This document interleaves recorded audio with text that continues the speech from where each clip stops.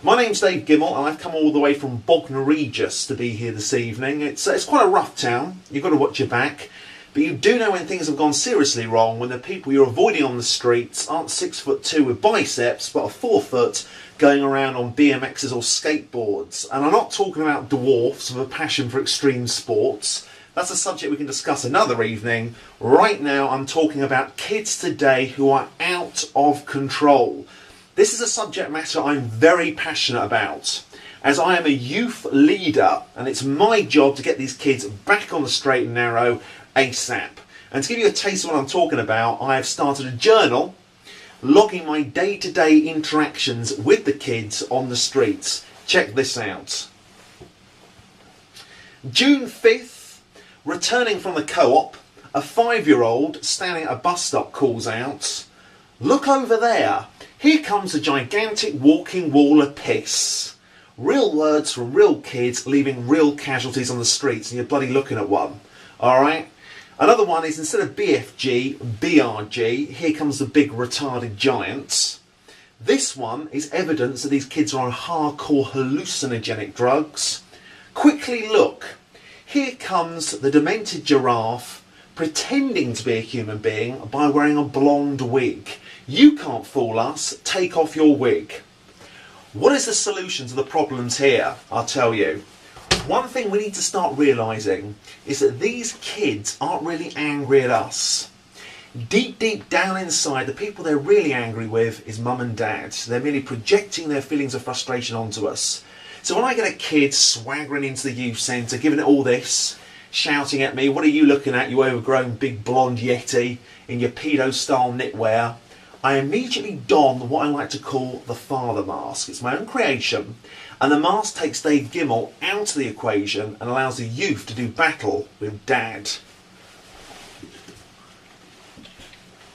"Martin, you are now speaking to your father. I'm sorry I wasn't there for football practice. I'm sorry I spent all the Christmas money on internet poker. But I'm here now for some much needed, overdue daddy time. We must rebond, Martin. We must rebond." Very effective for dealing with inner psychological issues. Very effective indeed. But ultimately, what I've learned from my time at the youth centre is that kids today do not appreciate the consequences of their actions.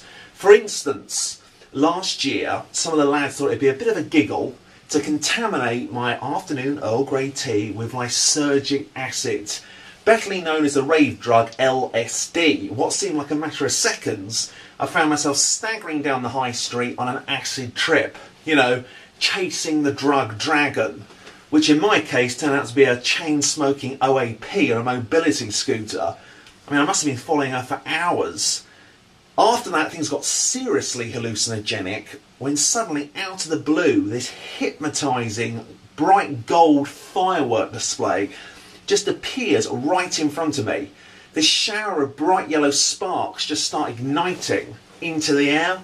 I mean, it turned out it was me urinating against a recycling bin, but I was hypnotised. I mean, it was up there with the Olympics opening ceremony. At one point, I started clapping. I was shouting to the people across the street, for crying out loud, "Take a photo. This is like Halley's Comet. It's a once-in-a-lifetime experience." But I mean, pushing the youth centre aside for a second, let's give you more of an insight into my personal life. Last year I turned 35 and I said to myself, "Gimmel, it's time to find yourself a lady. It's time to focus less on kids, you've done them, and move on to women." And that's why for the last 12 months, every week, I've gone speed dating. The philosopher Malcolm Gladwell says to be an expert in anything, you need to have done it for 1,000 hours. Currently I've clocked in 600 hours of speed dating. Just 400 to go. Nearly there, ladies. Watch this space. I can see the finishing line.